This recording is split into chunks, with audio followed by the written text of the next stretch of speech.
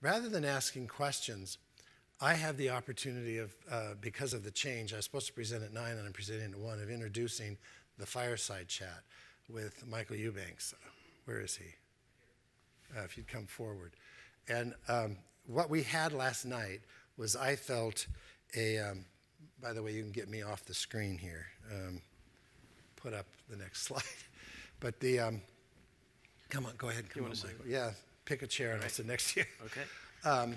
But we had 3 CIOs here who were thrivers.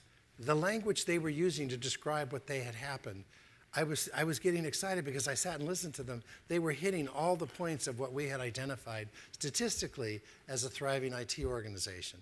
So what we'd like to do is to talk to Michael about, have a fireside chat about what are the things he's done in his company and he's doing in his company that's allowed him to move into what I would call a thriving IT organization to meet digital objective needs. I'm sure that's not how you would describe yourself. But with that, we're going to open it up for questions, and those are the questions I wanted you to direct to an expert who's living this and doing this rather than a theoretical person like myself. So, Michael, why don't you, if you would, talk to us about what it is you accomplished. Sure. You've done something very significant at the LCBO. Yeah. Maybe just for the group, if I recall, I think yesterday about 50% of the audience is from Ontario. So for the folks that are not from Ontario, maybe I can provide an overview of the LCBO. So we are the primary distribution point for liquor and retailing in Ontario. We have about 650 stores. And as you heard yesterday, we're actually online as well. We're both a wholesaler and a retailer. Many folks in Ontario proper believe we're a monopoly, and in some respects we are, and in other respects we actually have competition. Many folks believe that the beer store, that is also a retailer in Ontario, they have over 300 stores, they would be a competitor to us. As well as folks in Ontario would know the wine rack, and they've got about 250 stores in Ontario. Most recently, we started to provide wholesaling capabilities to the grocery stores. So folks in Ontario, if you've got a grocery store near you, they're most likely selling beer and wine, and we see those guys as competitors as well. So that's kind of an overview of the company and our competitive threats. And based on that expansion of distribution points outside of the LCBO proper, we've had to take on a lot of new initiatives to fight those threats and compete. And innovation has certainly been part of that. How would you describe what's happened at innovation? Did you notice when he was describing his company, they were all business terms? He was talking about revenue, he was talking about market share, he was talking about competition. And here's the CIO. You didn't venture forth into the description of your infrastructure. I'm picking on you. But I thought that was quite reflective. How would you describe the success or what innovation has accomplished for you? Well, I think in general, if you were to talk to my boss and my peers and maybe the board, I think what has been deemed as successful is the fact that we start with the business. And we've been integrated into the business. So I was talking to a few colleagues last night and earlier today as it relates to the strategy and the IT strategy.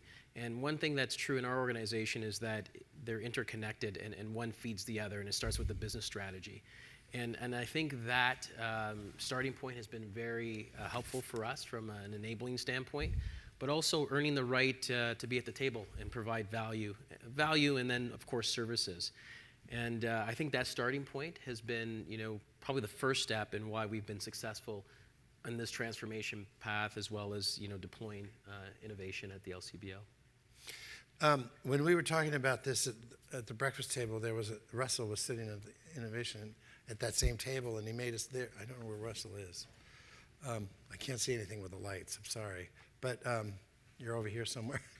But he made an interesting statement. He viewed you as a very conservative organization. Yeah. And you responded with, yes, I inherited a lot of red tape.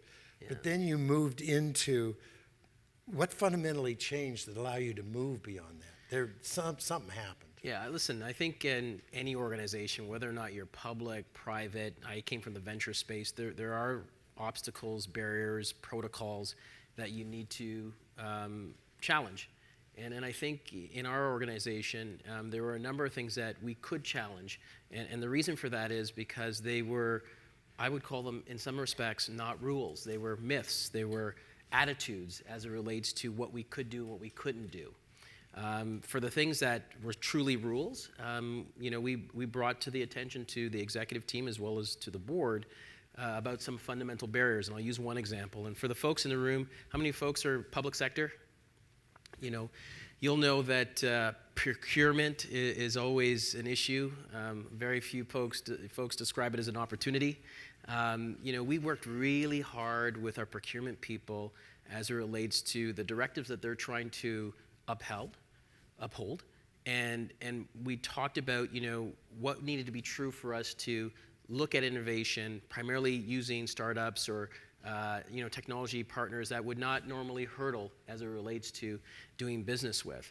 And we work closely with those our procurement folks, where we've developed a different channel of procurement that would allow us to do proof of concepts, trial and errors, and it really expose that community.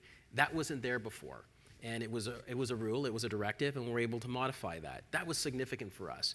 So when we talk about various opportunities working with various companies, that was not available to us years past because of the directive, but with modification and still holding true to the compliance and this concept of being fair and transparent, we were able to do that. That was a big deal for us. And that would have been something that would have been a rule.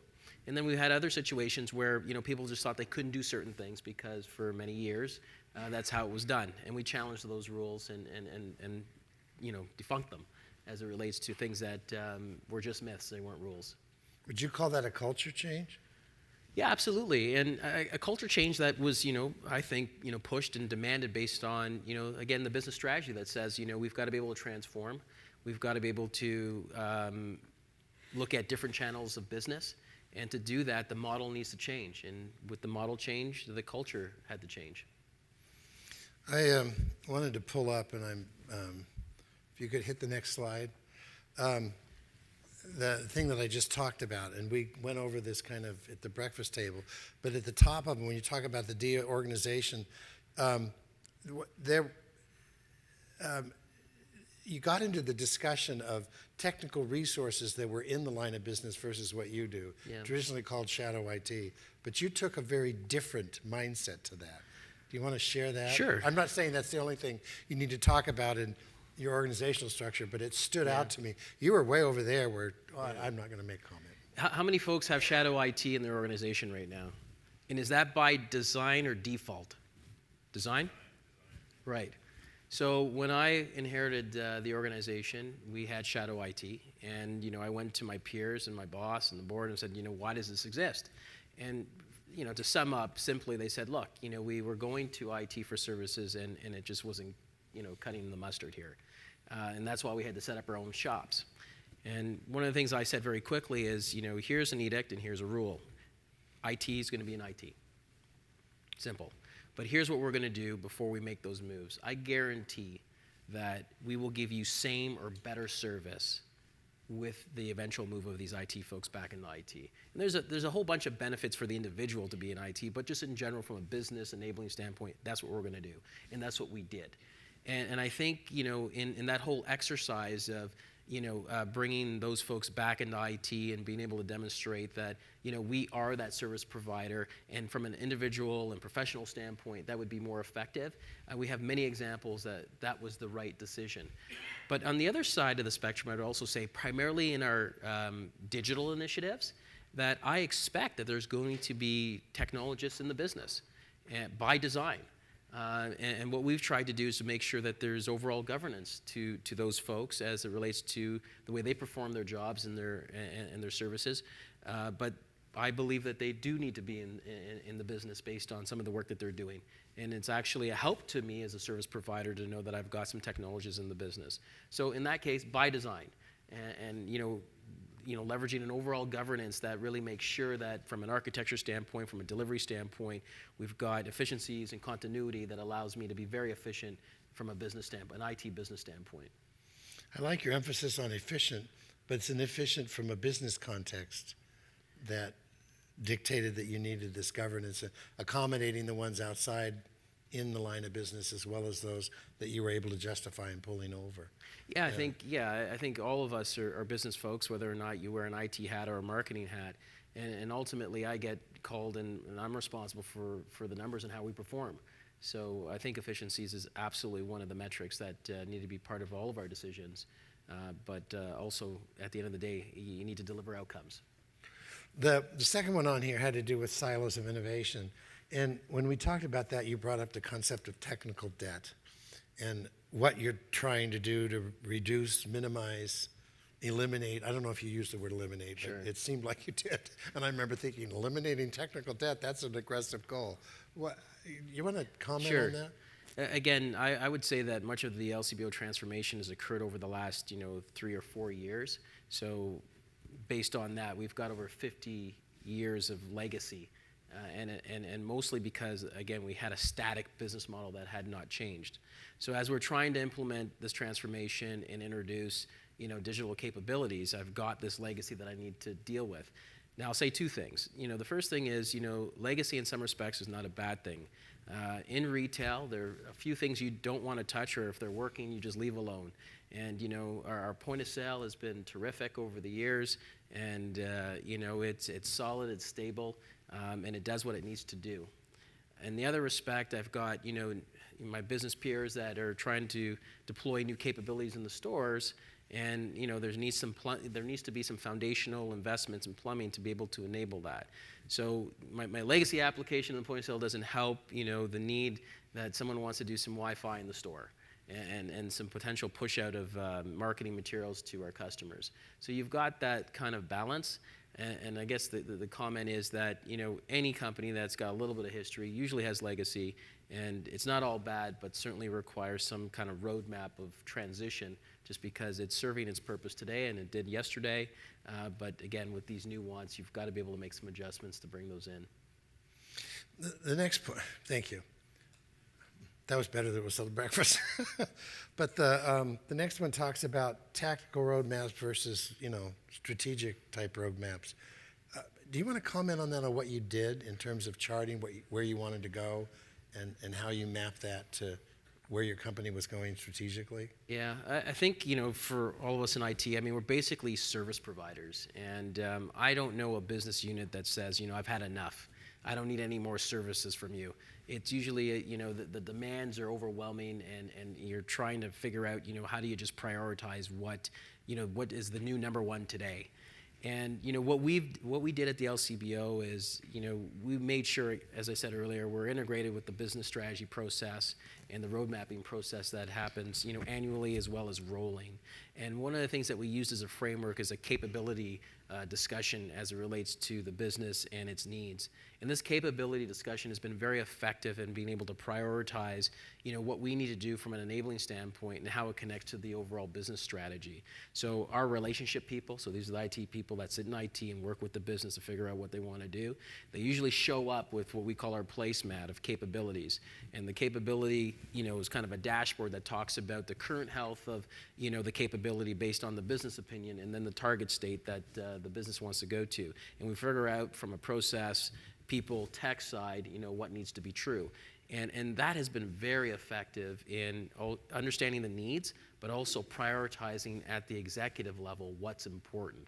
And that governance and that prioritization has made us a lot more effective, a lot more focused on what we do and when we do it, versus one business unit being noisier than the other and getting potentially what they want versus the other person. We've got a lot more, I wouldn't call it rigid, but a lot more structure. We're jumping to the top one that talked about limited expertise and then how you were positioning capabilities to accommodate that. And you used that as an emphasis on how you got through that. But you did some really interesting stuff with governance. And do you want to share that? Sure. That's kind of the new capability that digital transformation's required. And I thought you demonstrated some leadership in terms of how you did that. Yeah, well, from a standpoint, we created a number of governance councils that were primarily led by the business and were enabled by IT. I'll use one example. We've got a innovation council that's led by our chief strategy officer, and my innovation lab supports her in the council and where we're prioritizing initiatives and determining ROI on some of the things that we do. And what we made sure of is when we were doing ideation with the strategy officer and the business unit on a certain problem statement, we ensured that the innovation lab director and folks that would enable this problem statement, the developers, were in the room. We're in the room to hear, feel what the problem statement really was. As an aside, what we do at the LCBO is it's mandatory for everyone in IT every year to work the 10 key processes that exist within our corporation, primarily at the retail store and at the warehouse. And the reason why we do that is we want the developer to understand what it's really like to be at the back trying to receive a shipment versus whiteboarding in their office making stuff up. And this kind of realization, practical, kind of application has really made things a lot more efficient. And then on the other side, it's actually created relationships between, the developer and the store employee at store 123 in the back office to really figure out, hey, does it really work this way, Jim? When I was there working the process, I saw that. So these relationships and this ability to empathize with what's going on really has made our solutions a lot more practical. And all of this feeds into the ideation session that leads up to the chief strategy officer that's, trying to solve a problem statement with the business unit. That has been very effective for us. That's one example of a governance council that we believe is very integrated and very effective based on how we structured it. Thank you. Any questions?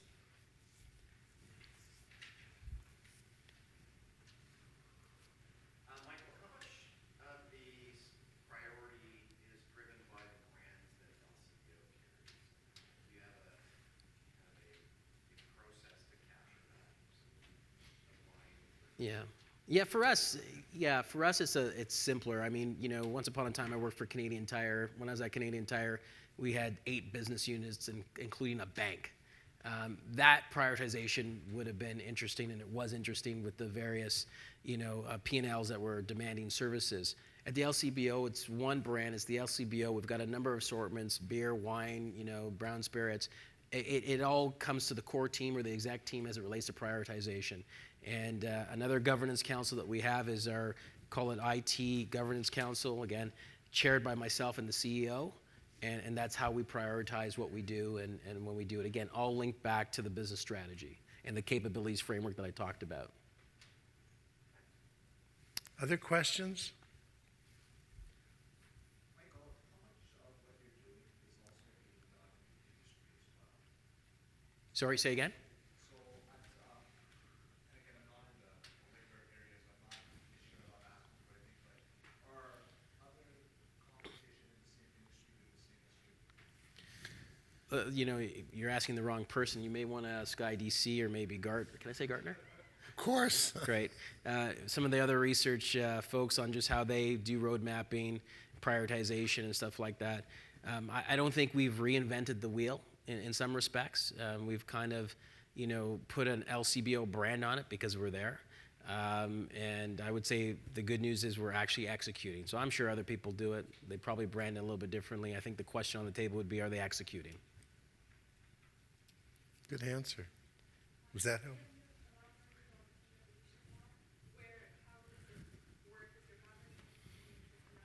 Yeah. So Do you just want to history. repeat the question? Yeah. So the question is regarding our innovation lab. Where is it? What does it do? How do we prioritize? How do we integrate it back into the core shop? So just a little bit of history. We were the first Crown Corp to start an innovation lab in Communitech Waterloo. And it's been going for 2.5 years now. And the way that our lab is set up, we've got a lab director out there with a manager, and we leverage co-ops for a term. And we have them ideate sessions with the business, problem statements. We try to keep them isolated as it relates to the ideation, the problem statement definition. When I say isolated, we don't want them to be dealing with core IT and some of our methodologies and processes and somewhat red tape. So we allow them to kind of dream a big dream with the business. And when they're able to refine that problem statement is when, the rubber hits the road as it relates to an MVP or a proof of concept, based on a potential ROI, something that's quantitative or qualitative, and that's brought back to this council that I talked about as it relates to whether or not it's something that we go further on, whether or not we kick off the proof of concept, whether or not the proof of concept needs, a longer time frame in the marketplace, and or whether or not we put it in production. Over the last 2 years, we've had 3 innovations that have gone into our stores. We're about to patent a couple of things that we've done. And I would tell you that our business really, really likes working with the lab, just because, when they're doing their ideation sessions, they're using design thinking, a lot of things that they're actually training our folks on, the business folks on, which they really appreciate. And then from an IT standpoint, we have folks that are going in and out as it relates to the lab from an architecture standpoint. The good news is that the individual on my team that's responsible for the lab is also responsible for the strategy work, the architecture work, and our digital team. So we've got some great synergies there. So it's almost, we want them separated, but we want them integrated, and every year we're figuring out, what's the DMARC line, as well as on initiatives, what's the DMARC, because we really believe that there are benefits to both, and you just got to figure out where it is and what it is. Does that answer? Yeah? Other question?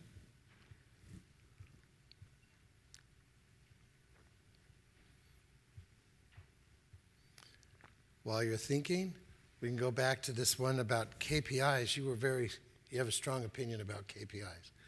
And if you'd share that, what do you feel has worked and maybe what you feel you need to do? Yeah, KPIs, in my opinion, really don't change, even though we're talking about digital innovation. Again, as a service provider, it's very basic.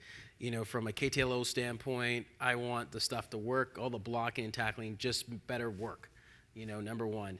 On the enabling side, it's, give me more for less. Is it on time? Is it on budget? And, in my career, those things have not changed, whether or not it's, during the 2000s with the dot-com boom, or whether or not it's now with this digital transformation. Those are basic things that, continue to roll up in its simplest form that need to be met or exceeded to be successful as a shared service provider or a service provider. Very succinctly said. Other questions?